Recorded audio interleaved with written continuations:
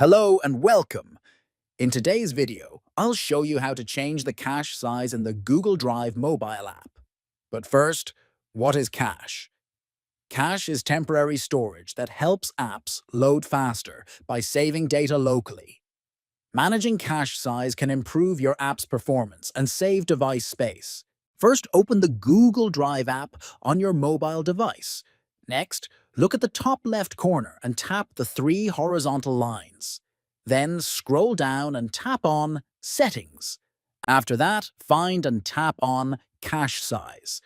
Finally, choose your preferred cache size from options like 100, 250, 500, or 1000 megabytes.